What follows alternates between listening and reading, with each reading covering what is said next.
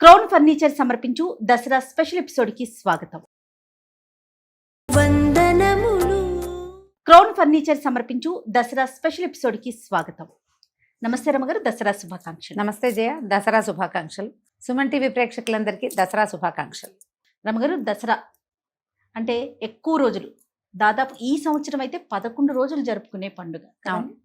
ఎప్పుడు కూడా మనము 10 రోజులు చేసుకుంటాం. 9 నవరాత్రులు, 10వ రోజు విజయదశమి కింద. ఈ సంవత్సరం మాత్రం 11 రోజులు వచ్చినాయి. మనం సుమన్ టీవీ ప్రేక్షకుల కోసం 11 రోజులు, ఏ రోజు విశిష్టత ఆ రోజు, ఏ రోజు అలంకరణ, నైవేద్యాలు, తర్వాత మనం పాటించాల్సిన నియమాలు, ప్రతిదీ కూడా మీలాంటి గెస్టులందరితో ఏ రోజుకి ఆ రోజు విడివిడిగా చేయించుతున్నాను రమ్మగారు. అందులో భాగంగా మొదటిగా ఈరోజు దసరాకి సంబంధించి పూర్తిగా ఈ 10 రోజులు పాటించాల్సిన నియమాలు, దసరా యొక్క విశిష్టత ఒక్కసారి మాట్లాడుకుందాం. మనకు పండుగలే ఎక్కువ. పండుగల్లో పెద్ద పండుగ సంక్రాంతి అయినా ఎక్కువ రోజులు జరుపుకునే పండుగ దసరా. తొలి రోజు నుంచి 10వ రోజు దాకా మనం విశేషంగా చేసుకుంటాం. దేవాలయాల్లో విశేషంగా జరుపుతారు. ప్రాంతాల వారీగా ఇంచుమించు భారతదేశం అంతా కూడా ఈ దసరా శరన్నవరాత్రులు విశేషంగా జరుపుకుంటారు. మన ప్రాంతం అంతా మనం అమ్మవారిని పూజించుకుంటాము. బొమ్మల కొలువులు అవి మనం పెట్టం, కానీ తమిళనాడు అంతా ఆ పక్కనంతా బొమ్మల కొలువులు పెట్టడం దసరాకి పెడతారు. దసరాల్లో ఈ అమ్మవార్ల అలంకరణ విశేషంగా నవదుర్గలు అట్లా. మళ్ళీ ఈ పూజా విధానం కూడా ప్రాంతాల వారీగా చిన్న చిన్న తేడాలతోటి అంతా శక్తి పూజా విధానమే. సాత్వికమైన శక్తి పూజనం. మన ప్రాంతంలో అమ్మవారికి ఒక్కొక్క అవతారం వేస్తాం. కనకదుర్గ ఆలయంలో మన విజయవాడ ఇంద్రకీలాద్రి కనకదుర్గ అమ్మవారి దేవస్థానంలో అమ్మవారికి రోజుకొక అలంకారం చొప్పున చేస్తారు. దసరా అవతారాలు అక్కడి నుంచి మన శ్రీశైలంలో అమ్మవారి నవదుర్గా స్వరూపంలో చూస్తారు. అక్కడి నుంచి శృంగేరి పీఠాలు ఆ ప్రాంతం అంతా ఏం చేస్తారు, మాతలు వాళ్ళది వేరు, సప్తమాతృకలు. వాళ్ళది ఒక ప్రత్యేకమైన విధానం. కానీ అన్ని చోట్ల అమ్మవారిని పూజించటమే ఇక్కడ కనపడుతుంది. మన బెంగాల్ వైఆర్ ఆ వైపు అంతా కూడా దుర్గా పూజ. మనము ఈ రోజుకొక అలంకారం అని చేసుకుంటాం. అవును. బెంగాల్ వైపు మొత్తం అన్ని రోజులు దుర్గే, అంతా దుర్గా. వాళ్ళు కూడా ఇప్పుడు మనలాగానే 9 రోజులు 10 రోజులు చేస్తారు. మనలాగానే పూజా విధానాలు చిన్న చిన్న ప్రాంతాల వారి తేడాలు ఉంటాయి కదా. ఆ తేడాల ప్రకారం అయినా కూడా అమ్మవారి యొక్క స్వరూపాలనే వివిధ రూపాలలో వివిధ రకాలుగా ప్రాంతాల వారికి ఒక్కొక్క చోట ఉన్న దేవాలయాలు, తర్వాత ఆ ప్రాంతీయమైన ఆచారాలు, అక్కడ పూజా విధానం అట్లా అవలంబిస్తారు. కొన్ని చోట్లేమో చండీ పారాయణ చేస్తారు. నవచండీ సప్తశతి పారాయణము, చండీ పారాయణము. మనమేమో లలితా సహస్రనామం విశేషంగా చదువుకుంటాము. ఇళ్లలో చేసుకుంటున్నా దసరా 10 రోజులు లలితా సహస్రనామ పారాయణ చేసుకుంటాం. ఎంత సులువులో సులువు, తేలికపాటి చిన్నపాటి పూజా విధానమైన అమ్మవారిది ఏదో ఒక పటం తుడిచి కాస్త బొట్టు పెట్టి రోజు కాస్త ధూపం దీపం నైవేద్యం పెట్టుకుని ఈ 10 రోజులు తేలికపాటి చేసుకుని చివరి 3 రోజులు విశేషంగా చేస్తాం. అవును. 9 రాత్రులు పూజించే విధానం ఒక ప్రత్యేకమైనది. ఈ సంవత్సరము ఒక తిథి ఎక్కువ వచ్చింది. అవును. 10-12 సంవత్సరాలకు ఒక్కసారి ఒక్క తిథి పెరుగుతుంది. ఓహో. మనకి అధిక మాసాలు వస్తాయి కదా జయ, అధిక శ్రావణం, అధిక ఆషాఢం మనకు కనిపిస్తూనే ఉంటాయి కదా. అవును. ఈ మెల్లిగా ఈ తిథులు తిరుగుడులో ఒక 10 ఏళ్లకు ఒకసారి ఇట్లా ఒక తిథి ఎక్కువ వస్తుంది.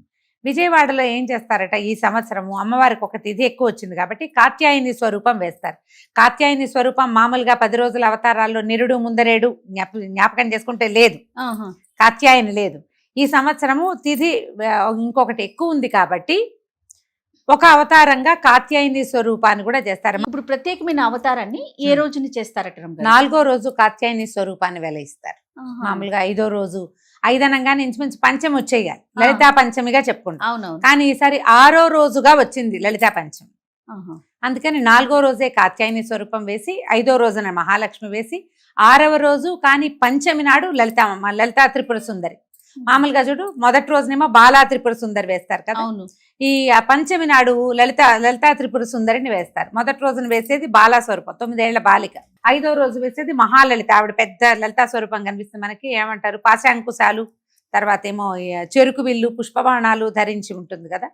ఆవిడ్ని, ఆ అవతారాన్ని మనం 6వ రోజు లలితా పంచమి నాడు వేస్తారు. ఇప్పుడు ఇదేంటంటే మనం ఏదో ఒక దేవాలయ విధానాన్ని అవలంబిస్తాం, వారి వెనకాల వెళ్తాం. మన ఇంట్లోనే ఒక విధానం ఉందనుకో, ఆ విధానం ప్రకారం వెళ్తాం. లేదా ఏ గురువుగారు ఎవరన్నా మన చుట్టుపక్కల ఉన్న దేవస్థానాల్లో అమ్మవారిని స్వరూపం బోర్డో పెడతారు, ఇవాళ ఇది వేస్తాము ఇది వేస్తామని. కొన్ని న్యూస్ పేపర్స్లో ఇవాళ అవతారం ఫోటో వేసి రేపటి అవతారానికి ఏమిటి ఆవిడకి ఏం నివేదన పెట్టాలో కూడా కొన్ని న్యూస్ పేపర్లు కూడా ఇన్ఫర్మేషన్ ఇస్తాయి. మనకి బుక్స్ ఉన్నాయి కదా రమ్మగారు, ఆదివారం వచ్చేవి, వాటిలో కూడా ఇచ్చేస్తాయి. సాక్షి, ఆంధ్రజ్యోతి, ఇట్లా అన్ని బుక్స్ లో కూడా ఉమ్. మొత్తం అన్ని అవతారాలు, Line గా నైవేద్యాలు, రంగు కలరు అన్ని పూర్తి కథనం ఇచ్చేస్తారు. అదొక విధానం. ఉమ్. మన ఇళ్లలోనే ఏటా దసరా శరన్నవరాత్రి ఉత్సవాలు జరుపుకునే అలవాటు ఉంటే మన అలవాటుని ప్రకారం మన అలవాటైన విధానం, స్వరూపాన్ని వెలయించుకోవటం, అవతారాన్ని గురించిన పూజా విధానం మన ప్రకారం మనం చేస్తాం. లేదా Okay. ఏదో ఒక దేవాలయాన్ని అనుసరించి వెళ్తాం. ఇదేంటంటే పశుత్వం మీద దైవత్వం సాధించిన విజయం, ఉమ్. రాక్షసత్వం మీద దైవం సాధించిన విజయం. ఎప్పుడు కూడా వెలుతురు వెనకాల చీకటి ఉంటుంది. ఖచ్చితంగా. ఏదైనా ఒక వ్యక్తి నిలబడితే అతడి నీడ లేకుండా ప్రపంచం నడవదు. ఉమ్. ఈ నీడలే రాక్షసత్వము, పశుత్వము. అలాంటి రాక్షసత్వాన్ని, పశుత్వాన్ని అమ్మ ఎట్లా జయించింది? ఈ 10 రోజుల వరసలో మనం రోజుకొక్క స్వరూపం చొప్పున చూస్తాం. అయితే ఇప్పుడు మనం చెప్పుకునే దసరా కథలన్నీ ఒకేసారి లైన్గా రోజుకొక రాక్షసుడిని చంపింది, సంహరించిందని చెప్పడానికి వీల్లేదు. ఉమ్. రకరకాల వాట్లల్లో, అంటే ఒకసారి ఒక యుగంలో జరిగింది, తర్వాత యుగంలో జరిగింది, ఆ తర్వాత యుగంలో జరిగింది, అన్నిటినీ క్రోడీకరించి 10 రోజుల్లో రోజుకొక స్వరూపం చొప్పున మనం చెప్పుకుంటాం. ఉమ్. చివరి 3 రోజులు కొంతమంది ఏం చేస్తారు, ఈ మొదట అన్ని రోజులు చేయకుండా చివరి ఆ చివరి 3 రోజులు చేసుకుంటాం. త్రిరాత్ర వ్రతం అంటారు, 3 రాత్రుల వ్రతం. ఉహు. సప్తమి, అష్టమి, నవమి, నవమి. ఈ 3 రోజులు చేసుకుంటాం. మన ఇష్టం. మూలా నక్షత్రం నుంచి మొదలుపెట్టి 5 రోజులు చేసుకునేది కూడా ఉంటుంది. సరస్వతీదేవిని మూలా నక్షత్రం రోజున పూజిస్తాం. అవును. ఆ రోజు నుంచి మొదలు పెట్టుకుని ఒకవేళ సప్తమి నాడు వస్తే అది కూడా కలుస్తుంది అనమాట. సప్తమి, అష్టమి, నవమి, దశమి, తర్వాత ఇంకా అక్కడికి పూర్తి చేసేసుకుంటాం. అమ్మవారిని కలశ స్థాపన చేయటం విశేషంగా ఎలా చేసుకోవచ్చు?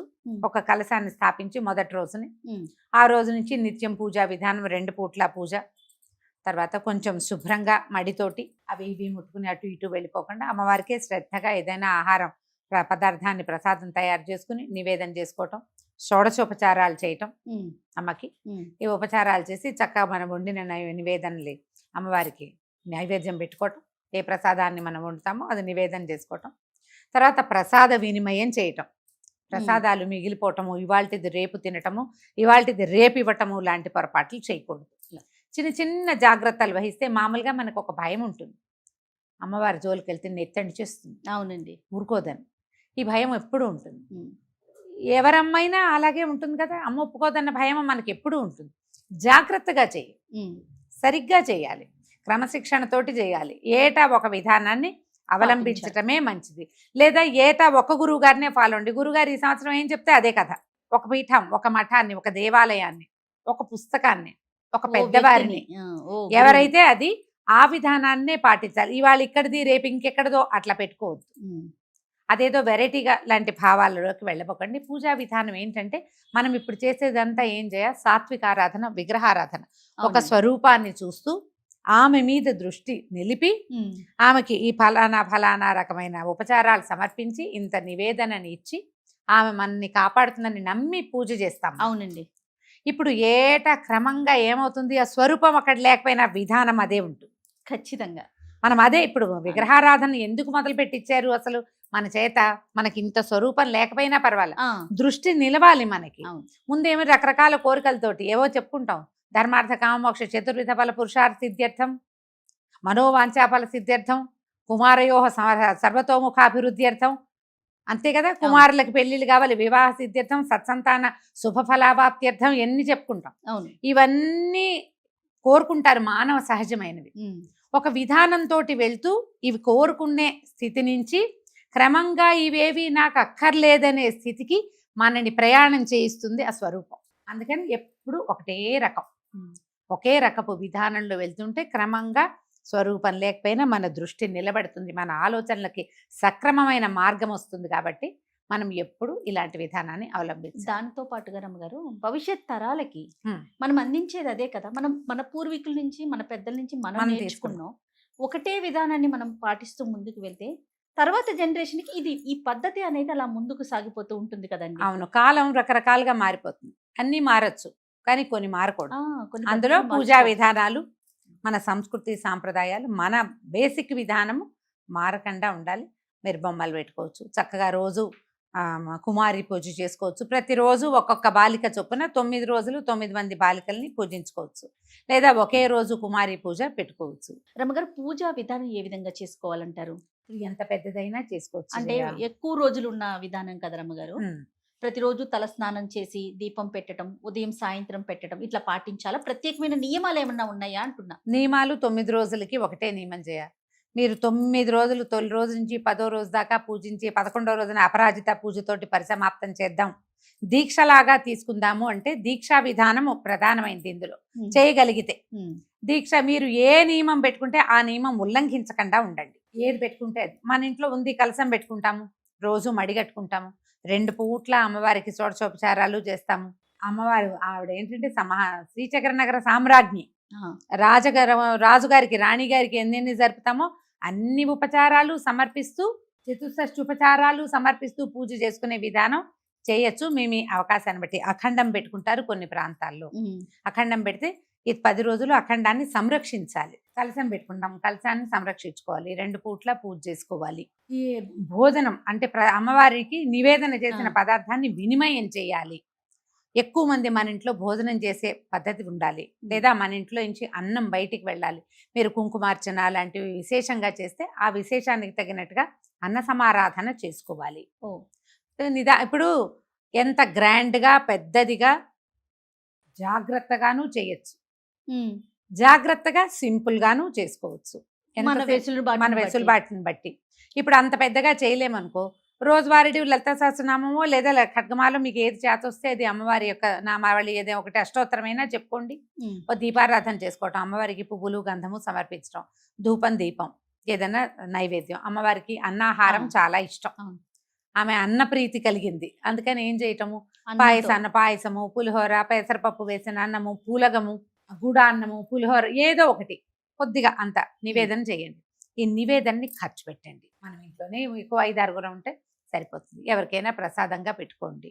ఇప్పుడు ఇది కూడా మన వల్ల కాదు, అది చేయలేమనుకో, రోజు ఒక పండో ఫలము నివేదన. మీరు పెద్దదిగా చేసినా చిన్నదిగా చేసినా ఒక బేసిక్ ఏముంటాయి, పెసరపప్పు వేసిన పులగమన్నం అంత కప్పు, తర్వాత అంత పానకం, కొద్దిగా వడపప్పు నివేదన చేస్తే ఏంటంటే అమ్మవారిది ఉగ్రకళ కలిగి ఉంటుంది కాబట్టి ఎంతో కొంత మనవి చదివితే ఆమె వేడి పెరుగుతుందని చల్లబరచడం కోసం ఇవి పెడతారు.